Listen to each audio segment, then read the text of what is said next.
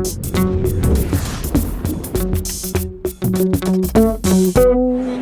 est toujours à Lyon pour le Salon des Entrepreneurs et avec nous Nadège Serre, vous êtes directrice entraîneur de Booster Academy à Lyon. Booster Academy, on connaît très bien, bien entendu, à Willoughby's avec Evelyne Platnik-Cohen qui vient régulièrement chez nous donner des conseils. Tout à fait. Comment est-ce que ça se passe déjà? Booster Academy à Lyon, des chiffres? Vous êtes combien? Alors, Booster Academy à Lyon, déjà merci pour cette interview.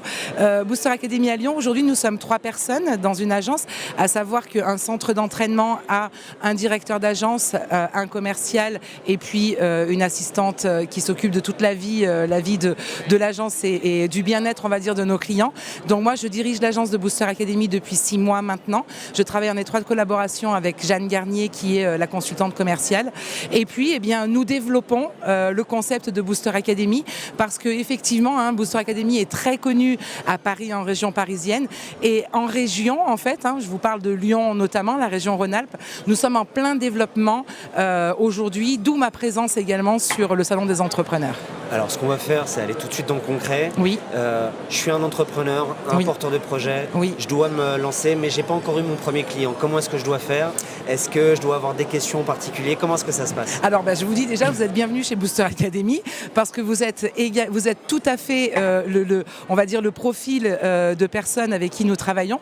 Alors, si vous êtes un entrepreneur, vous n'avez pas encore eu votre premier client, eh bien, la première chose que l'on va faire, c'est déjà de mesurer votre niveau de compétence vente sur une échelle de 1 à 12, puisqu'on a une échelle de 12 niveaux. Et puis ensuite, on va voir sur quoi, ensemble, nous allons travailler, à savoir que si vous n'avez pas eu votre premier client, j'ai envie de vous dire qu'on va commencer par la prospection.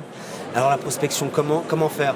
Alors, comment est-ce que je dois démarrer? Parce que la prospection, c'est un champ tellement large. Tout à fait. Que moi, j'ai un peu peur. En plus, je suis un expert métier. Généralement, ça se passe plutôt comme ça. Mais en vente, justement, quand on vient vous voir, c'est qu'on a des faiblesses. Tout à fait. Alors, effectivement, la prospection, c'est un très large domaine. Et puis surtout, quand on pense à prospection, la plupart du temps, on pense à prospection téléphonique. Et généralement, c'est quelque chose qu'on n'aime pas faire.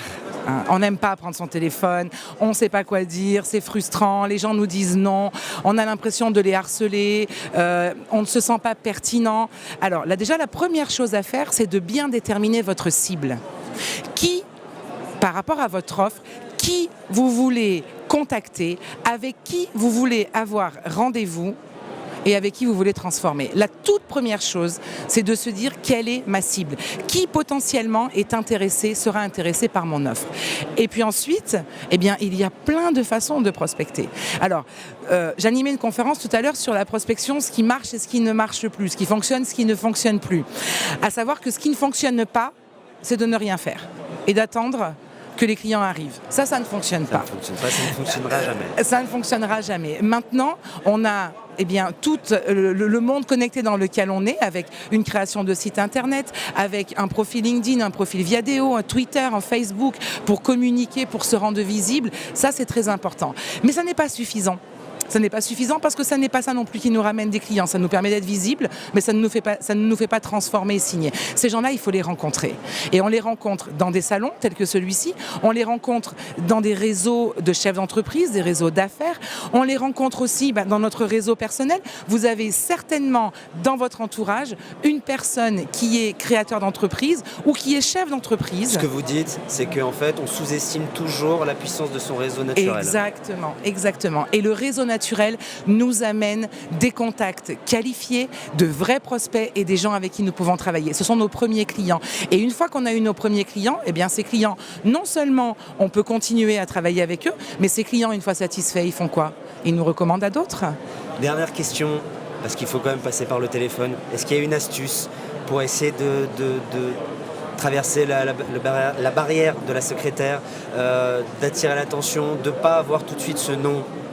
Est-ce qu'il y en a une? Alors déjà, la première astuce, c'est d'avoir un pitch qui soit correct. C'est d'avoir une vraie accroche. C'est de savoir pourquoi je l'appelle.